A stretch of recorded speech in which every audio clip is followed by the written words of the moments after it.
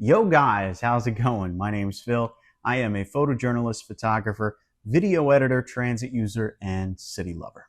And today, on our next episode of Teachable Travels, we're going to one of my favorite U.S. cities ever. Boston. My lovely partner and I took the Acela up to Boston from Baltimore back in February, and not only did I get to show her around one of my favorite cities, I got to record a ton of my favorite aspects of Boston's transit system, which she was thrilled about. Liar! Since we didn't fly, we didn't have much to say about the Silver Line from Logan Airport into downtown, but I have ridden it in the past, and it's honestly a pretty solid connection. I've also ridden the Blue Line from the airport, and while not as convenient as the Silvers, if you're going straight into downtown from the terminal, it's a great thing to have a rail connection to the airport, regardless where it drops you off when you get there. As usual, I won't just compare the mbta system with Maryland's MTA, but I'll also give a bunch of caveats as to why they're different, because spoiler alert, they're pretty different. First off, the buses. Apples to apples on something like ridership, they're pretty similar systems. Even in a crappy month like February when we were in Boston, Baltimore averages about 4 million rides, while Boston will average more than 5.5 million. That's about what I'd expect, to be honest. Boston's got around 1.5 times the metro area population that Baltimore has, and it seems like they got about 1.5 times the bus ridership per month. Where Boston separates itself is on-time performance, in that I cannot for the life of me find any data on on-time performance that isn't from pre-COVID, and that was a paltry 68% on average. Baltimore is similarly old, similarly choked by parking on both sides of the street type of city, has an average on-time performance of more than 75%. In my personal experience in Boston, specifically on this trip, I frankly didn't notice the on-time performance issues, indicating that they've either improved since COVID or the headways are just so good for the routes I was on that it didn't really matter much. On that note, wait times. Boston's wait times were not terrible, but nothing to write home about either. I've had better wait times in Baltimore, and I've had worse. The perk of the mbta buses, however, was the fact that they're part of a sprawling system that covers a ton of the area and aren't the main source of moving the majority of people from place to place. In Baltimore, while bus wait times can be similar, the other modes that are supposed to alleviate the pressure on those buses simply do not. When it comes to dedicated lanes and throughways, Boston has Baltimore beat pretty severely. Boston's Silver Lines are a big part of this. But Boston has more than double the dedicated bus lanes and bus infrastructure that Baltimore has. A side note on bus infrastructure, but Boston has heated bus stops, which I actually found really cool, but not part of this comparison because that's just not needed as much in Baltimore, but it's a very cool feature. Anyway, both have priority signaling for buses at traffic signals and bus lane enforcement cameras, which Baltimore had first, by the way. Yeah, dummy. In reality, the biggest difference is in usability. This is mostly because Boston has so much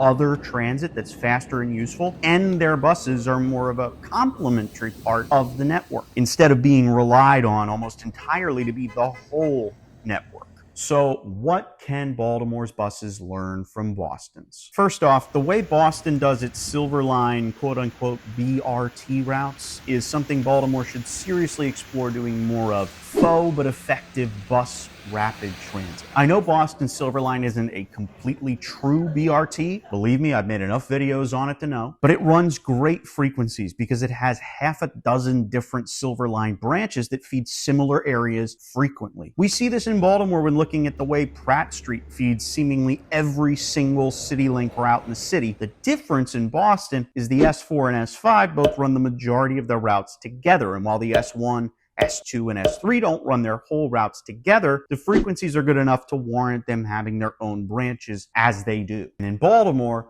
we basically rely on, if you miss the Brown, you can catch the Navy so long as you're going to that area between Pratt Street and Green and Pratt Street and President. Our highest ridership corridors have singular CityLink routes that get at peak local link help on weekdays instead of dedicated service all the time. And a lot of those local link services that help complement the CityLinks during the week do not exist on weekends. For example, CityLinks Orange and Blue run basically arm in arm. from the Inner Harbor to Greektown. That's 3.5 miles, where if you miss one bus, you can count on the other basically getting you where you need to go along the corridor. It's very convenient, and we should do it more in the Baltimore region the way Boston does with the Silvers. If we're going to do a faux BRT with the way that we did our CityLink routes anyway, we might as well mimic a city close by that's doing something better. Number two, Boston instituted a, quote, better bus project that has increased specific routes to being frequent and largely backing that up with results. Now, as I've done a video on this channel, Baltimore also has a Be More bus plan that has been released, but it hasn't been implemented yet. And there's no timeline as to when it will really be implemented. Moving on from the buses.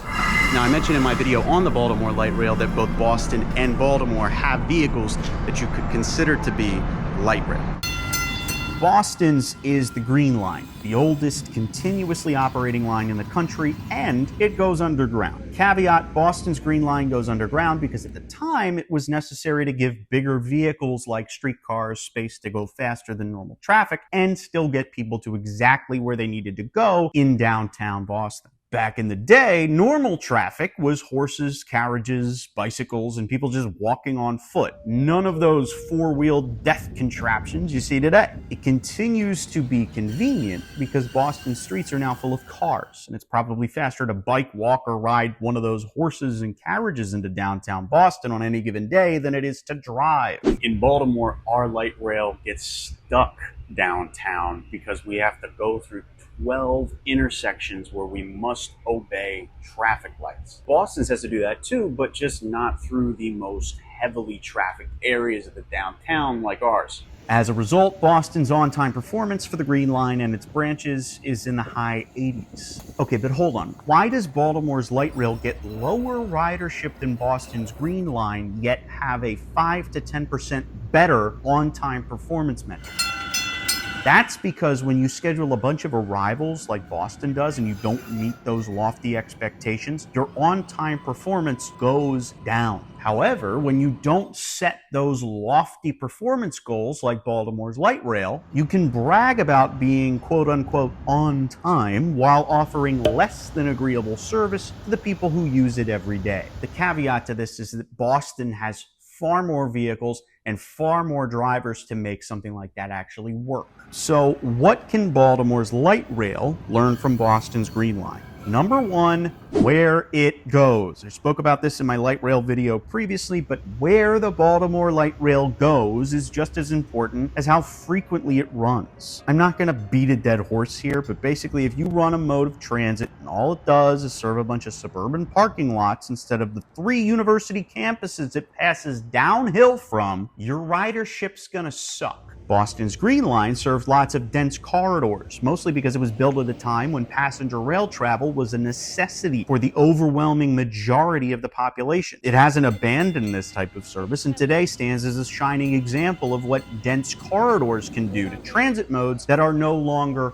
rapid. Number two, frequency. This is huge here. Boston's Green Line has several branches, meaning that service is frequent over a large swath of the map, mainly in the trunk of all these branches. Now, Baltimore's light rail does the diet caffeine-free version of this by having trains from Hunt Valley run to both BWI and Glen Burnie. This can create a really good headway for the parts of the line where both branches overlap, which is why it's a good idea. And with the Penn Station shuttle coming back, that can only mean that headways will become better for that trunk of the system. I'll have a video coming out about the Penn shuttle soon on the channel. Number three, rolling stock. Boston has more rehabbed trains from the mid-1980s in its fleet than the MTA has light rail vehicles in totality. Now, with more branches, you would expect Boston to have more vehicles, but that many? That's pretty crappy for frequencies, and it doesn't help that when we eventually get new light rail cars, we'll just be replacing the old ones with new ones instead of basically doubling the fleet overnight the way Boston did. This hasn't just helped with capacity, it's helped with frequencies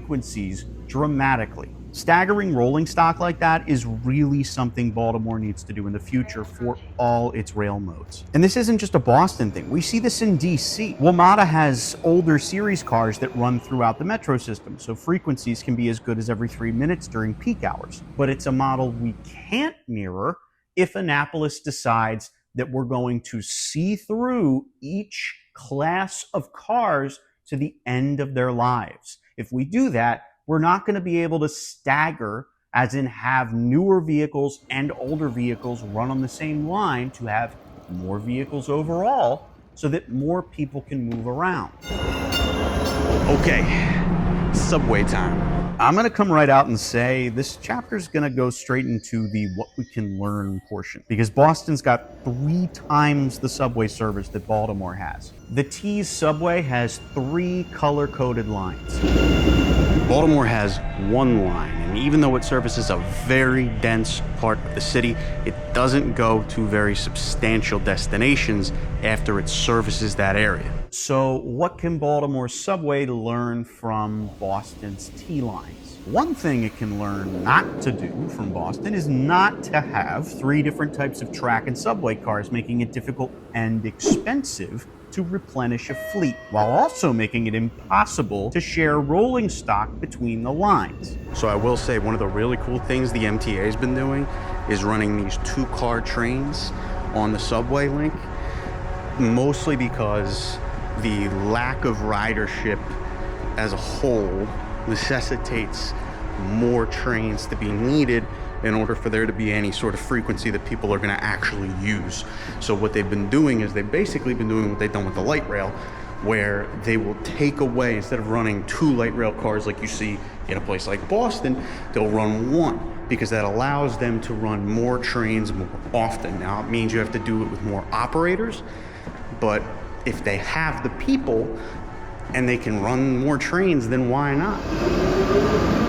Number 2, again, where it goes. A theme of this video for sure, but servicing areas that are densely populated to places in demand by those areas is a great way to make your transit work. In Baltimore, we have a subway that provides rapid transit to one of the most densely populated corridors of Black people in the state, with a terminus that stops 3.5 miles shy of one of the most popular HBCUs in Maryland. That's not just a recipe for lower than possible ridership. If you dig deeper, it's telling West and East Baltimore that you don't give a damn about connecting them with opportunities of higher education and employment options. Number 3, connections. Despite Boston subway having a slew of rolling stock differences, its stations that connect to the other lines move people seamlessly to other modes like the Green Line or buses on the same fare without a massive issue. In Baltimore, if you want to go from the subway link to the light rail at Lexington Market, there's no connection without going up the street level. And when you get there, you need to either buy another ticket or you need to have purchased a day pass. Or you need your trip that you took on the subway link to not be longer than 90 minutes, because if it is longer than 90 minutes, that means your ticket's no longer good and you can't just use that to get onto the bus or to get onto the light rail. Basically, we need a better system. All right, commuter rail time. In Boston, regional rail focuses on getting people to and from Boston's downtown while getting them also to smaller cities like Providence, Rhode Island. In Baltimore, the Oh, hi, Mark. was initially created to get people to and from Washington, D.C.'s downtown from the D.C. suburbs, as well as from Baltimore City. There's 2 termini here in Baltimore City, one at Camden Yards and one here at Penn Station. Boston also has separate terminus stations with the T network of commuter rail, but the similarities don't stop there. Both the MBTA and Maryland's MTA do something that infuriates train enthusiasts the world over. They run diesel locomotives under electrified wires meant for electric locomotives. Now, why do they do this? 2 reasons here. First is mostly because the overwhelming majority of their networks by mileage are on tracks that do not have overhead wires. And in order to move locomotives around from one line to another, you need to have consistency. Diesels can run under wires, but electric locomotives obviously can't run on tracks where there's no power source for them. Second, Amtrak charges too much to use the electricity, and that it would be a better return on investment to fill locomotives with diesel gasoline than it would be to pay for a handful of locomotives to use the wires along the Northeast Corridor sections. Now, Maryland's MTA, unlike Boston's mbta, has electric locomotives. They're called HHP8s or HIPPOs, and you can learn more about those in the video I did on the Oh, hi, Mark. buried on this channel somewhere. Boston's mbta, on the other hand, does not have any electric locomotives in their fleet. However, they are in the process of procuring battery electric multiple units that put a pantograph up to charge when under wires and can run battery powered on tracks without them. While this is a great plan to electrify a fleet without having to put up billions of dollars worth of catenary and wires, critics of battery electric multiple units and battery electric buses, for that matter, say otherwise.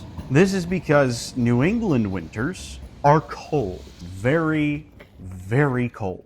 Batteries do not do well in the cold without a generative power source flowing juice to it, which is why overhead wire service is fine in the winter, and so is diesel service, because the batteries on those trains are constantly being fed energy by either electricity or diesel fuel. So what can Maryland's commuter rail learn from Boston's? For one, they run the third busiest regional rail network in America in Massachusetts, but it's not just to do with having more lines. Massachusetts actually owns more than 600 track miles of the mbta commuter rail network.